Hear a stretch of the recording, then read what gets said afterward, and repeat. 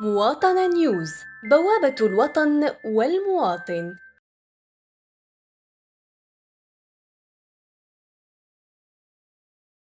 اول حاجه لازم نذكروا الهستوريك نتاع الاستقالات هذه. معناها الاستقالات هذه ما جاتش اليوم هكا بشكل فجئي. الاستقالات هذه بدات خلافات تنظيميه في مؤتمر العاشر 2016، ثم تطورت، بقات في حالة كمون يعني داخلي كما تعرف الأوضاع، الأحزاب، محاولة الأمل في الإصلاح، الأمل في التغيير وهكذا.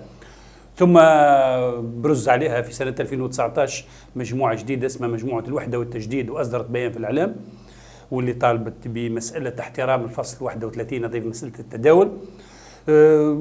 تراكمت النضالات تسمى على الأقل الداخلية، محاولة الإصلاح الداخلي، برزت عليها زاد مجموعة في 2020 ما يسمى بمجموعة المئة، وهكذا إلى أن جاء والمجموعتين هذا.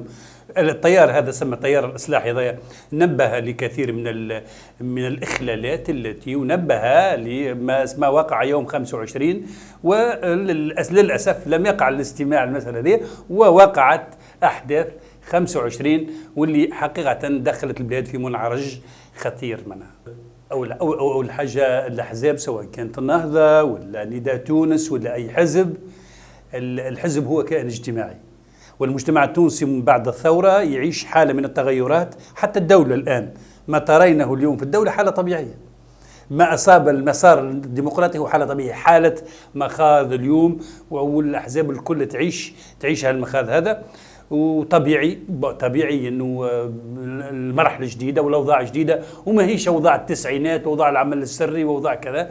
ولذلك يعني حاولنا الاصلاح، وحكيت لك عبر مجموعات داخليه بتكتم داخلي بمحاوله عدم نشر الغسيل وهالعقليات هذه الكل، ولكن استحال هذا. وكان لابد من خاصه بعد 25 جويلية، واللي بعد 25 جويلية قدمنا مقترحات، للأسف يعني قدمنا مقترحات ما يسمى بمقترحات مد الجسور مع الشعب التونسي ومع الأطراف السياسية ومع رئيس الجمهورية، ولكن خابت آمالنا. ولذلك هذه المجموعة اختارت في النهاية أني تخرج وأني تعمل عمل مستقل معناها عن حركة النهضة بشكل أوضح. ربما الناس من برا، ربما لأنه الغنوشي عنده خصوم عديدون، ما راهو شوف الحقيقة، والحقيقة المرة، وأنه داخل النهضة هناك تياران، هناك التيار الإصلاحي وهناك تيار ما يسمى بتيار البطانة، وهي الأشخاص الموجودون حول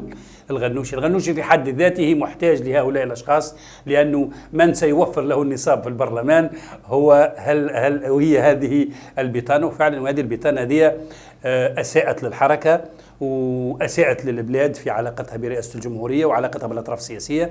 اليوم علاقة النهضة وهو الذي نبهنا إليه منذ مدة وإلى يوم 25، وأن العلاقة تكاد تكون مقطوعة بالأطراف السياسية، وهذه نتيجة البطانة هذه. العلاقة متوترة مع رئيس الجمهورية، وهذا نتيجة البطانة هذه وأفعال البطانة هذه. التيار هذا سنذكره في يوم ما بشخوصه وبأسمائه، لكن هذا التيار هو التيار الذي سيطر على الحركة والذي لم يترك مجال.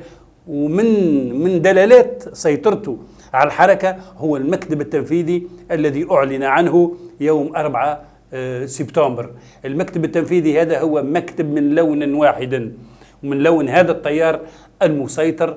ونحن في نهاية الأمر ضاق المجال، وليس هناك اتساع ولا بد من اختيار، وكان الاختيار هو أن نخرج، وأن تكون عنوان خروجنا هو دفاعنا، هو مشاركتنا في الدفاع مع المشترك الوطني السياسي على المسألة السياسية والحريات والديمقراطية معنا في البلاد.